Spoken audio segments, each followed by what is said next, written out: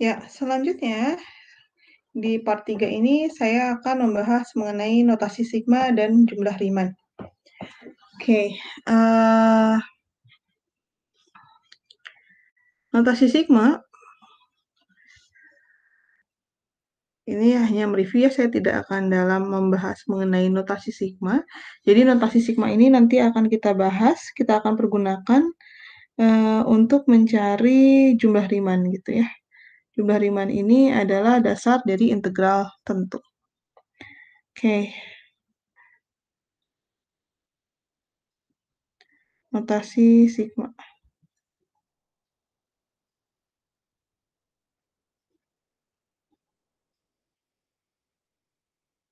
Oke. Nah, jadi sigma itu adalah notasi untuk penjumlahan gitu ya. Jadi misalkan di sini ada sigma I dari 1 sampai N, yang ini maksud saya, I dari 1 sampai N, untuk AI. Artinya indeks I-nya bergerak dari 1 sampai N. Artinya itu adalah A1 ditambah I-nya gerak jadi 2 gitu, jadi tambah A2, lalu I-nya gerak jadi 3, jadi ditambah A3, lalu ditambah A4, dan seterusnya sampai ke AN gitu ya. Jadi sigma ini adalah penjumlahan.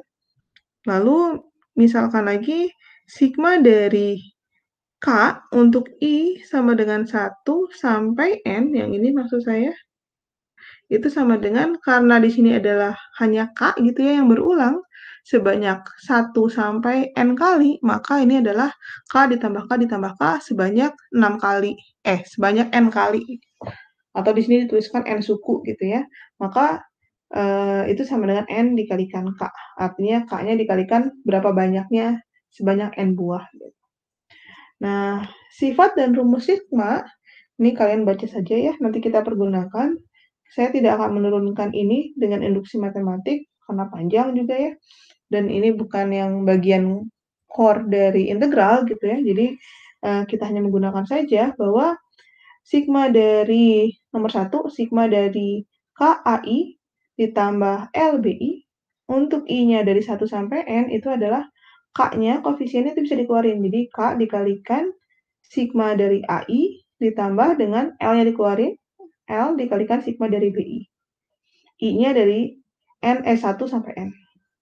Yang nomor 2, sigma dari I-nya sendiri dari 1 sampai N. Itu artinya misalkan 1 ditambah 2 tambah 3 tambah 4 sampai ditambah N gitu ya. Maka penjumlahannya itu adalah N dikalikan N plus 1 dibagi 2. Yang ini ya. Yang ketiga, kalau sigma dari I kuadrat. I-nya dari 1 sampai N. Berarti misalkan 1 kuadrat ditambah 2 kuadrat tambah 3 kuadrat gitu ya. Jadi kalau yang ini itu misalkan adalah 1 ditambah 2 tambah 3 tambah 4 tambah bla bla bla bla sampai tambah N gitu ya. Kalau yang ini itu artinya 1 kuadrat ditambah 2 kuadrat tambah 3 kuadrat tambah 4 kuadrat ditambah bla bla bla sampai N kuadrat. Nah, jumlahnya itu adalah N dikalikan N plus 1 dikalikan 2N plus 1 dibagi dengan 6. Gitu. Yang keempat itu kalau I-nya pangkat 3, berarti di sini misalkan 1 pangkat 3 ditambah 2 pangkat 3 tambah 3 pangkat 3 ditambah bla bla bla sampai N pangkat 3. Ternyata kalau dijumlahkan, disigmakan itu adalah N dikalikan N plus 1 dibagi 2 dikuadratkan. Oke ya, ini kita bungkus saja rumusnya ya. Nah, yang paling penting itu adalah ini. Nah, jumlah Riemann.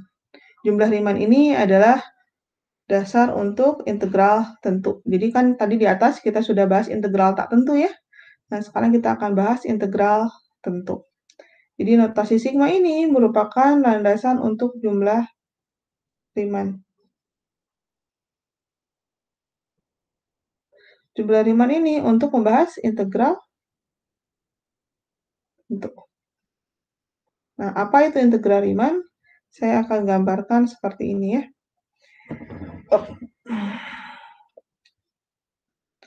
Misalkan, aja ya.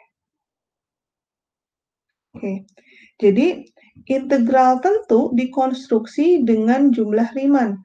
yang menggambarkan luas daerah. Jadi jumlah Riemann itu menggambarkan luas daerah di bawah kurva, di atas sumbu X. Oke, misalkan fungsi f(x) itu terdefinisi pada selang tutup A sampai B. Jadi misalkan bentuknya seperti ini. Saya punya grafik gitu ya. Ini adalah sumbu X, ini sumbu Y. Nah, misalkan grafiknya seperti ini. Saya ikutin slide aja ya. Nah, misalkan ini adalah f(x). Nah, ternyata dia terdefinisi dari selang A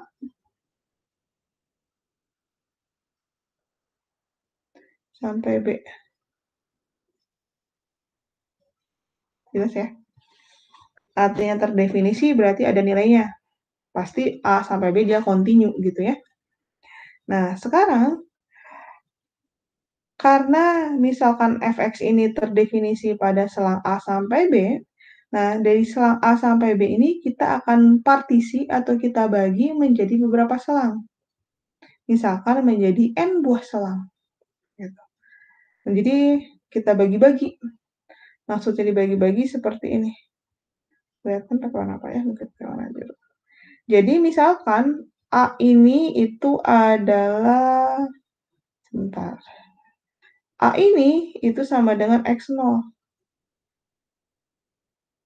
Terus misalkan di sini ada X1. Terus di sini ada X2. Di sini ada X3. Dan seterusnya. Sampai di B itu sama dengan Xn. Artinya di sini ada Xn-1 kan ya? Gitu kan ya? Jadi maksudnya dibagi-bagi itu menjadi begini.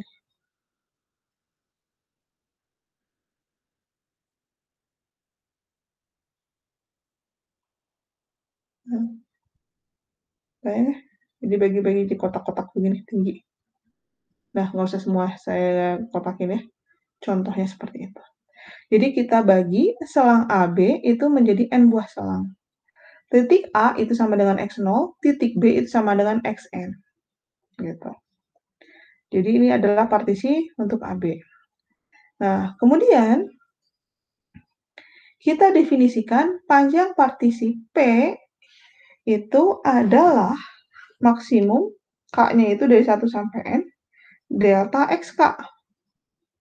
Jadi, misalkan di sini kita mempunyai selang, saya misalkan mengambil selang, misalkan saya ambil, pakai warna apa ya? Biru aja deh. Misalkan gini, misalkan saya ikutin yang di slide ya. Ini kita punya, tadi kan X0, X1, X2, X3 gitu ya, bla bla bla sampai Xn. Misalkan di sini kita punya XK. Maka di sini kan XK-1 ya. Di antara XK-1 sampai XK ini ada jarak.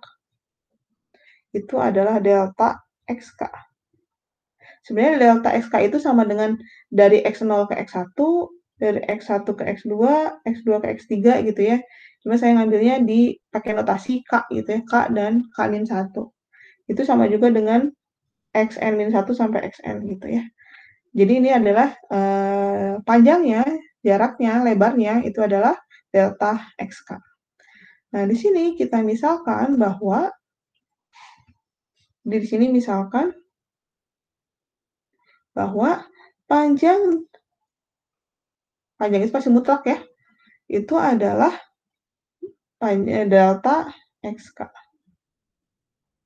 Di mana delta XK itu adalah pengurangan XK dikurangi XK-1, ya enggak?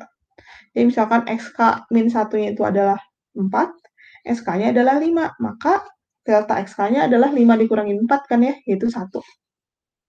Gitu. Jadi delta XK itu adalah XK dikurangi XK-1. Nah, di antara XK ini, nah saya buat misalkan begini. Jadi XK tadi ini, saya ke atasin misalkan ya. X ini X-1 dan XK. Nah, gitu. Nah, di antara XK dan X-1 itu terdapat CK. Ini nih maksudnya ya. CK itu adalah elemen di antara X-1 sampai XK. Jadi di antara itu ada CK. Artinya CK itu bisa nempel di X-1, bisa nempel di XK, bisa juga di tengah-tengah. Pokoknya di antaranya aja ya ada CK gitu.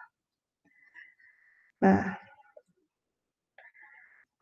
di sini kita membentuk yang namanya jumlah Riemann. Jadi misalkan di sini diambil sebuah titik CK. Misalkan saya mengambil CK-nya di mana ya? Misalkan pakai warna merah aja ya. Misalkan saya ambil CK-nya di sini tengah-tengah. Ini adalah CK, boleh ya? Nah, saya warnain juga deh.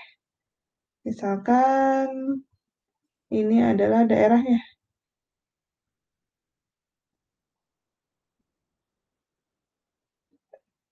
Nah, ini adalah daerahnya.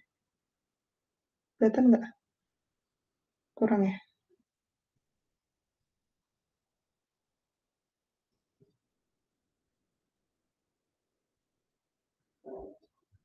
Atau dikuningin aja ya. Nah, ini adalah saya contoh ngambil satu buah bagian persegi panjang gitu ya. Jadi di bawah situ ada CK. CK itu adalah suatu titik di antara X-1 dengan XK. Nah, kita bentuk yang namanya jumlah Riemann.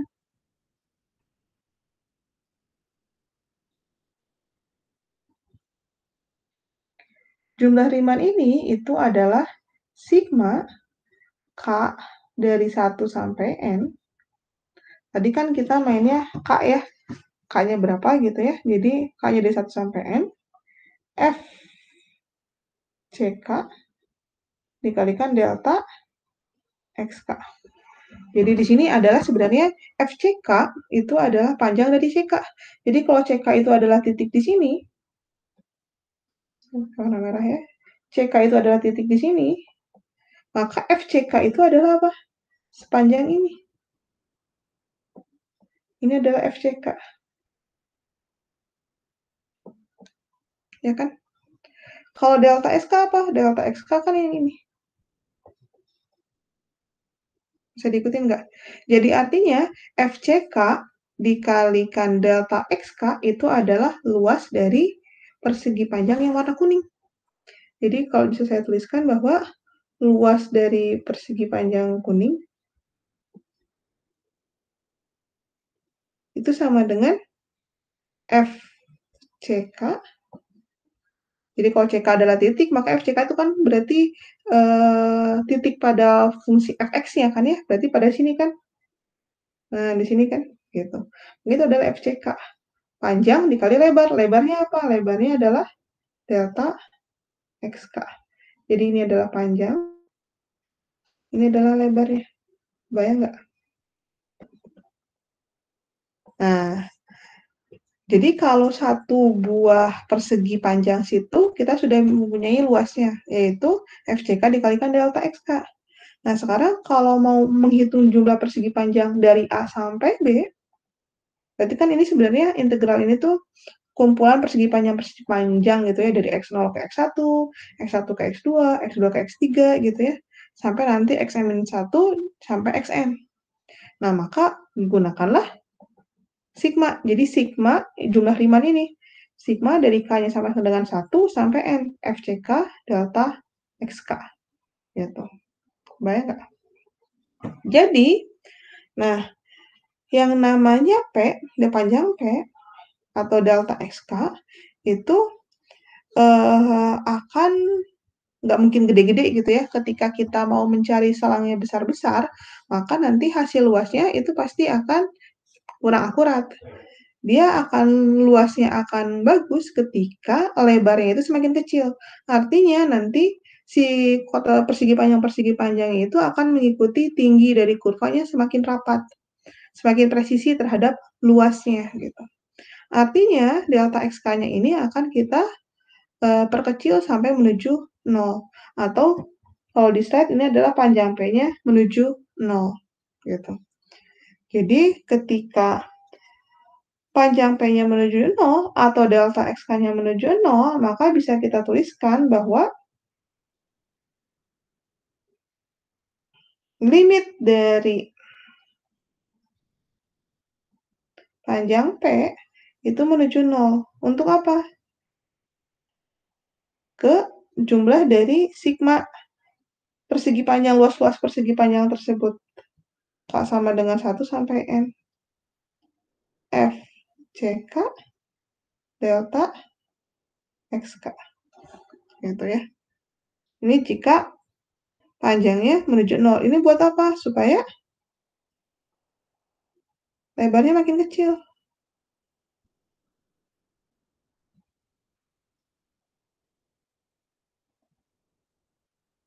Mengecil. Supaya apa? Agar luasnya presisi. Presisi terhadap fungsi X. Gitu. Nanti mungkin di contoh soal kebayang ya. Nah, maka jika limit tersebut ada, maka kita bisa katakan bahwa fungsi X itu, fx itu terintegralkan secara Riemann pada selang tutup A sampai B. Maka bisa kita tuliskan bahwa integral dari A sampai B fx dx itu adalah limit panjang P-nya itu mendekati 0 dari sigma FCK dikalikan delta XK, K-nya dari 1 sampai N. Artinya ketika panjangnya menuju 0, atau delta XK-nya semakin kecil gitu ya, menuju 0, maka selang yang dibuat itu pasti semakin panjang.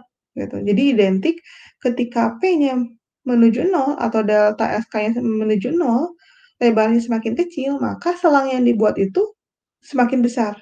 Artinya dia identik dengan N itu menuju T hingga. N itu apa? N itu ini nih. Tadi nggak ditulis ya. Jadi N itu adalah jumlah selang. Jadi di sini kan X0 itu adalah A, Xn itu adalah B. Jadi selangnya sampai N gitu ya. Jadi ketika N-nya dibuat menuju T hingga, artinya selangnya banyak sekali dibuat, maka kan panjangnya kecil-kecil gitu ya, menuju 0. Maka ini sama dengan limit N menuju T hingga dari K-nya dari 1 sampai N, FCK dikalikan delta XK gitu. Bayang nggak? Oke, selanjutnya contoh soal ya. Jadi inti jumlah Riemann adalah seperti itu. Jadi kita menghitung luas si di bawah kurva di atas sumbu X. Jadi luas yang dimaksud itu sebenarnya adalah keseluruhan seperti ini. Nah, luas ini gitu ya. Ditambah luas ini, tambah luas ini, tambah luas ini, tambah luas ini, semuanya dihitung.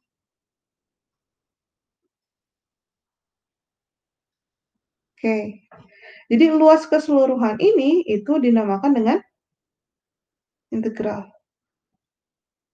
Jadi integral itu integral AB fx dx itu adalah luas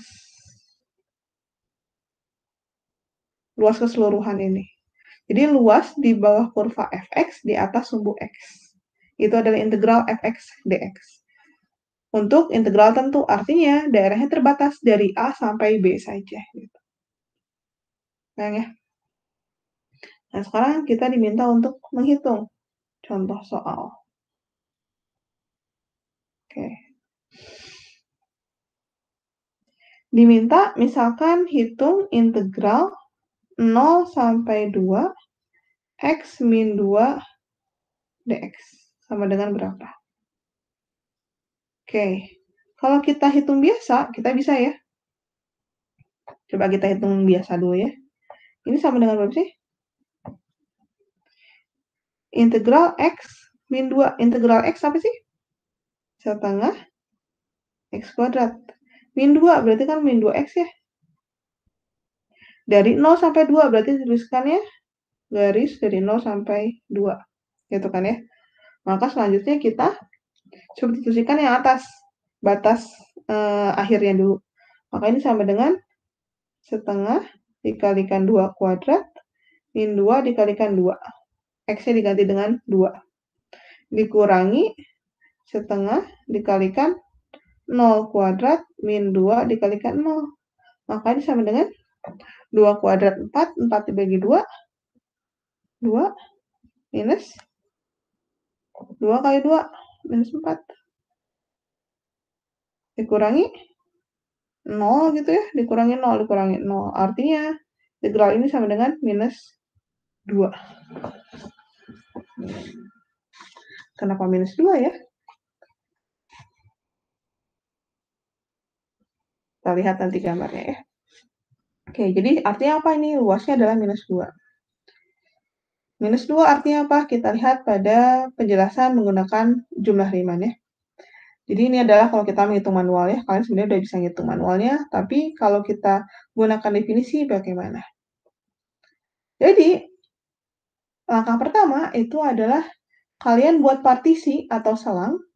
Ini kan integralnya dari 0 sampai 2. Artinya, dari selang 0 sampai 2 itu kita buat selang sebanyak n buah. Jadi, sekarang ini adalah kita menggunakan jumlah Riemann-nya ya.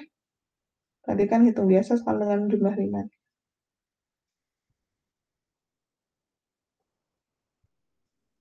Oke. Langkah pertama adalah bagi selang dari 0 sampai 2 sebanyak n selang. Artinya, kita punya delta X itu sama dengan 2 dibagi dengan N. 2 itu gimana sih? Maksudnya 2? 2 itu adalah kan dari 0 sampai 2. Jadi kalau ini adalah sumbu X, ini sumbu Y, kan dari 0 sampai 2 kan ya? Maka ini 1, ini 2. Nah, selangnya adalah 0 sampai 2 ini, selangnya adalah 2. Gitu. Jadi kalau kita buat sebanyak N buah selang, maka panjang masing-masing selang, delta X-nya itu adalah 2 dibagi N. Kebayang ya? Maksudnya gini, kalau cuma dibagi 2, berarti kan panjangnya 2 dibagi 2. Jadi, satu-satu kan ya panjangnya. Kalau cuma dibagi 2 kan berarti gini. 1, 1.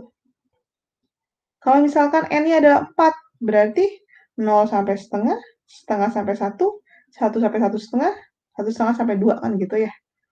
Jadi ini adalah delta X-nya. Nah, tapi kita perumum dengan N buah selang. Jadi delta X itu sama dengan 2 per N. Gitu. Jadinya seperti ini ya. Jadi bisa dituliskan maksudnya adalah begini. Ini kan dari 0 sampai 2. Ini adalah 0 ini adalah X0.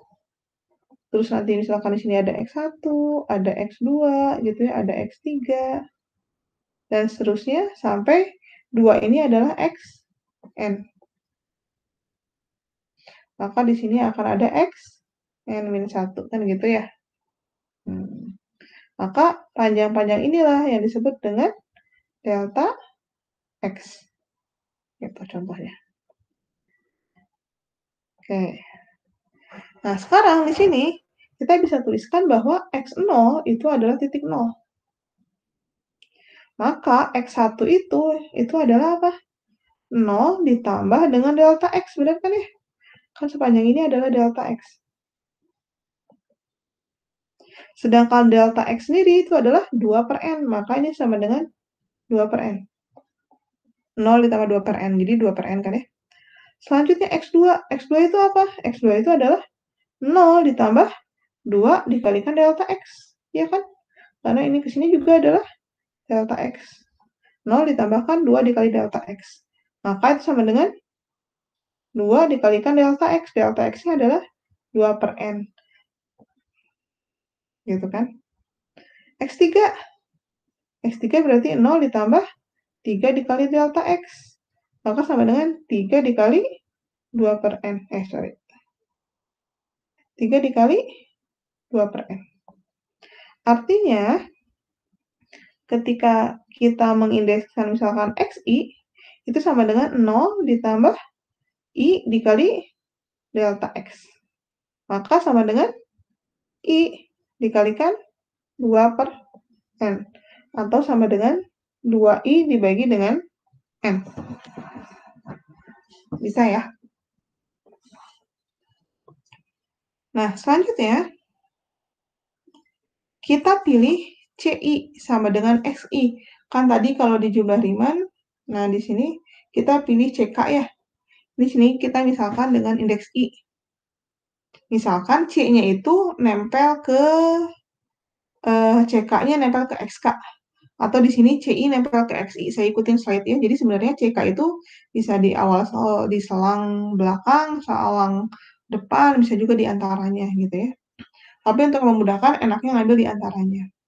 Jadi di sini kita misalkan pilih CI itu sama dengan XI. Oke. Maka kita bisa membentuk jumlah Riemann. Maksud ini adalah apa sih? CI itu adalah, kalau tadi kan CK ya, itu adalah suatu titik. Maka kita bisa cari panjangnya terhadap fungsi, yaitu FCK. Nanti akan dikalikan dengan lebarnya, yaitu delta XK. Gitu kan ya, delta X-nya. Gitu. Nah, maka kalau mencari jumlah integral, artinya kita mau membentuk jumlah Riemann. Maka jumlah Riemann-nya itu adalah integral I-nya itu dari 1 sampai ke N. Kan tadi dibaginya dari soalnya dari X0 sampai Xn kan ya. Jadi dari I-nya 1 sampai I-nya N. Dari F, kalau tadi CK berarti sini jadi CI ya notasinya. Dikalikan delta XI. FCI itu adalah tinggi dari fungsinya. Dikalikan delta X itu adalah lebarnya. Oke. Nah, maka ini sama dengan sigma dari I sama dengan 1 sampai N. FCI-nya apa? Lihat fungsinya apa sih? Fungsinya adalah X minus 2. Ini soal maksudnya ya, integral X min 2. X min 2. Nah, X-nya sendiri apa? X-nya itu adalah, nih, X-nya itu ini. XI sama dengan 2I dibagi N. Maka kita bisa tuliskan di sini bahwa sigma dari 2I dibagi N dikurangi 2. X min 2. X-nya diganti 2I per N. Kenapa? Karena I-nya kan jalan dari 1 sampai N. Ya. Terus dikalikan dengan, ini kan adalah FCI-nya ya, ini baru FCI. Ya, karena fungsinya itu adalah, nih, X minus 2. Berarti fungsinya adalah, nih, 2I per N dikurangi 2. Delta XI-nya apa? Delta XI itu adalah, nih, delta XI-nya adalah 2 per N.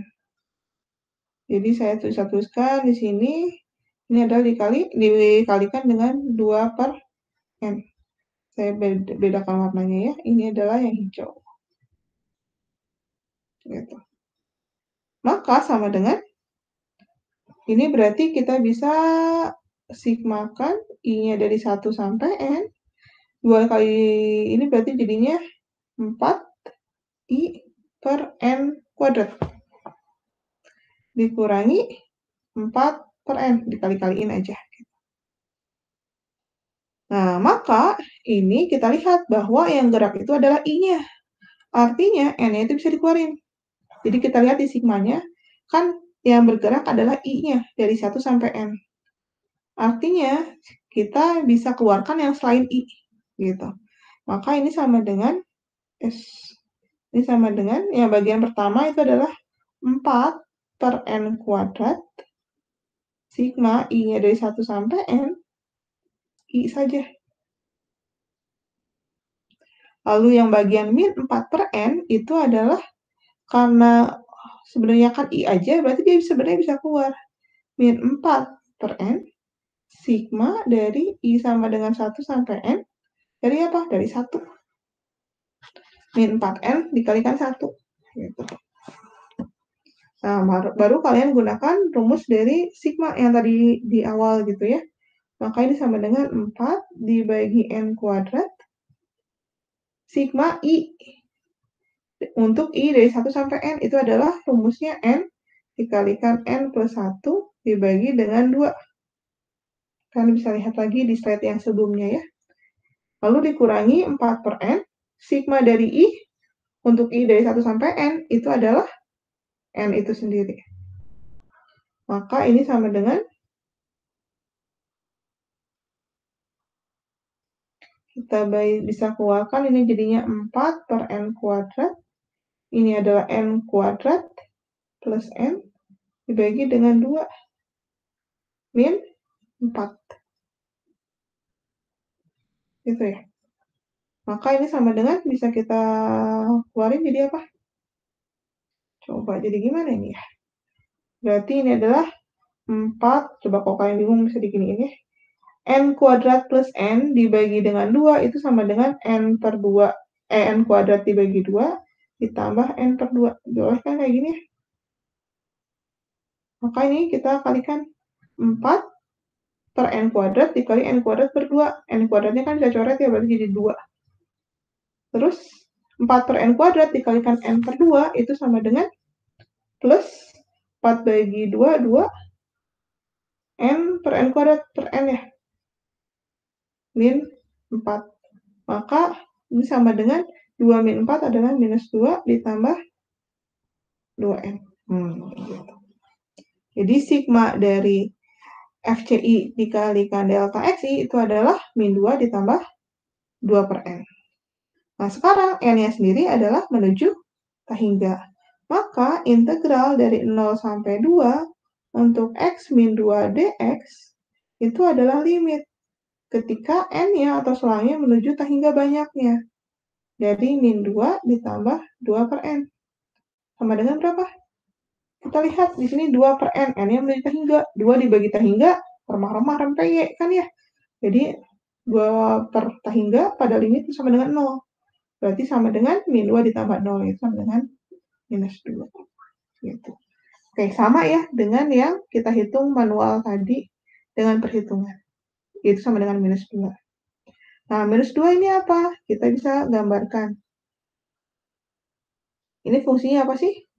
Y sama dengan X minus 2. Grafiknya gimana coba?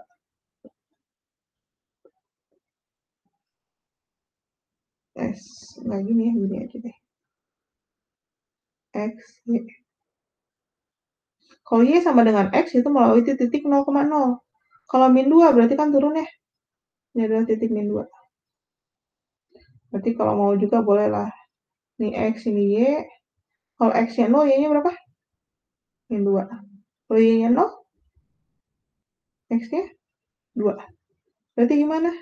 2,0 dan 0, min 2. Berarti kan kurvanya begini.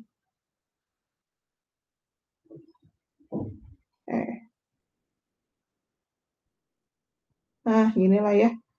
Y sama dengan X minus 2. Integralnya dari mana? Dari 0 sampai 2. Berarti daerahnya mana? Daerahnya adalah yang ini. Segitiga ini. Karena di bawah sumbu X, maka negatif. Kalau daerahnya di atas sumbu X, dia positif. Gitu. Nah, sekarang kita lihat, itu adalah segitiga kan ya? Segitiga siku-siku. Nih, kita bisa hitung. Ini, jangan merah lagi ya. Wah, ini warna biru. Ini berarti kan segitiganya kurang lebih jadi begini ya. Ini 2, ini 2. Luas segitiga apa? Luas segitiga. Berarti sini adalah setengah dikalikan 2 dikali 2. Luasnya berapa? 2. Tapi karena di bawah sumbu X, maka negatif. Jadi ini luasnya adalah 2, tapi karena di bawah sumbu X, maka negatif 2. Gitu. Jadi integral itu menyatakan luas daerah di bawah sumbu X di atas di bawah sumbu X, luas daerah di bawah fungsi fx di atas sumbu X. Artinya kalau di bawah sumbu X, dia menjadi negatif. Gitu. Ini yang disebut dengan integral tentu. Catatan, jika fungsi Y sama dengan fx positif pada selang tutup A sampai B, maka integral tentu di atas menyatakan luas daerah yang terletak di bawah grafik Y sama dengan Y sama dengan fx dan di atas sumbu X di antara garis X sama dengan A dan X sama dengan B. Gitu ya, jelas ya. Jadi contohnya seperti yang digambarkan ini ya. Jadi luas daerah yang terletak di bawah grafik fx dan di atas sumbu X. Batasnya X sama dengan A sampai X sama dengan B. Gitu ya. Itu positif. Selanjutnya, ada sifat-sifat integral. Pertama, sifat linier. Jadi kalau integral dari A sampai B untuk P dikalikan fx, kita perbesar ya, sorry ya. Integral A sampai B, Pfx ditambah Q Gx dx, maka koefisiennya bisa dikeluarkan sama dengan integral yang tak tentu ya. P dikalikan integral fx ditambah Q dikalikan integral gx gitu ya. Lalu jika B itu di antara A sama C, maka berlaku. Jadi kalau integralnya A sampai C, itu artinya kita bisa bagi A sampai B, B sampai C. Jadi kalau ini daerahnya A, B, C. Kalau mau cari integral A sampai C, berarti kita bisa cari integral A sampai B dulu, ditambah dengan B sampai C. Kan tadi luas daerah ya, jadi nyari luasnya dibagi. Selanjutnya, integral dari A sampai A untuk fx dx itu sama dengan 0. Artinya apa? Kalau A sampai A, berarti kan hanya gini aja ya, ini A sampai A. Berarti kan cuma garis ya. Kalau garis luasnya apa? Luasnya 0. Nah, selanjutnya, integral A sampai B itu sama dengan minus dari integral B sampai A.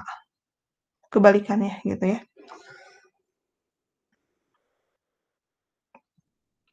Selanjutnya, ada suatu sifat kalau fungsinya ganjil, fx-nya ganjil, maka integral min A sampai A itu sama dengan 0. Maksudnya gimana? Ingat fungsi ganjil itu apa? Fungsi ganjil itu dia kurvanya simetris terhadap titik 0,0. Contohnya misalkan seperti ini. Y sama dengan X gitu ya. Ini X, ini Y. Misalkan ini integralnya dari A sampai min A. Dari min A sampai A. Misalkan ini adalah min A, ini adalah A. Maka kan integralnya begini ya. Luas ini itu sama dengan luas ini. Yang ini negatif, yang ini kan positif. Karena luasnya sama, berarti dijumlahin sama dengan 0. Jadi kalau fungsinya ganjil, maka integral dari min A sampai A itu sama dengan 0. Gitu. Sebaliknya, kalau fungsinya genap, maka integral dari min A sampai A itu adalah 2 kali lipat dari 0 sampai A. Maksudnya gimana? Misalkan fungsi genap itu contohnya adalah fungsi kuadrat begini ya. Y sama dengan X kuadrat, itu kan fungsi genap ya. Ingat kalau fungsi genap, dia simetrisnya terhadap sumbu Y. Nah, maka misalkan ini adalah min A, ini adalah A, maka yang namanya integral dari min A sampai A itu adalah luas ini. Kan di bawah kurva, di atas sumbu X. Gitu ya. Nah, gitu. Nah, maka untuk mencari integral dari min A sampai A, karena luas ini, misalkan ini adalah L1, ini adalah L2, L1 sama L2 kan sama ya. Berarti untuk mencari jumlah integral dari min A sampai A itu sama dengan 2 kali dari 0 sampai A. Jadi artinya L1 ditambah L2 itu sama dengan 2 dikalikan L2 saja. Karena L1 sama dengan L2 kan gitu. Itu sifat untuk integral tentu. Jadi ciri dari integral tentu itu batasnya jelas A sampai B. Kalau tidak tentu, dia nggak jelas batasnya. Maka ketika kita mengintegralkan pasti ada ditambah C gitu. Nah, ini contoh cari integral minus 3 sampai 3. X dikalikan akar dari X pangkat 4 plus X kuadrat plus 7 dx. Nah, kalau ada soal dari min A sampai A, contohnya seperti ini, min 3 sampai 3, kalian curiga apakah dia ganjil atau genap. Bisa dicek dulu. Pembuktian fungsi genap, fungsi ganjil. Sudah kita bahas sebelumnya ya. Nah, gimana cara buktiinnya? Cari F min X-nya. Jadi di sini F min X-nya berarti min X diakarkan min X pangkat 4 ditambah min X dikuadratkan ditambah 7. Itu ternyata sama dengan min Fx-nya. Artinya di sini F min X itu sama dengan min Fx. Sehingga kita bisa pastikan bahwa dia adalah fungsi ganjil. Kalau fungsi ganjil, nggak usah kita hitung ribet-ribet, pakai substitusi atau pakai metode lain, kita langsung simpulkan bahwa dia sama dengan 0. Jadi kalian bisa tuliskan, karena dia fungsi ganjil, maka integral min 3 sampai 3 dari fx ini itu sama dengan 0. Tapi harus jelas, karena dia ganjil, maka harus ditunjukkan dulu bahwa dia fungsi ganjil. Kalau dia fungsi genap, berarti bisa pakai aturan yang tadi.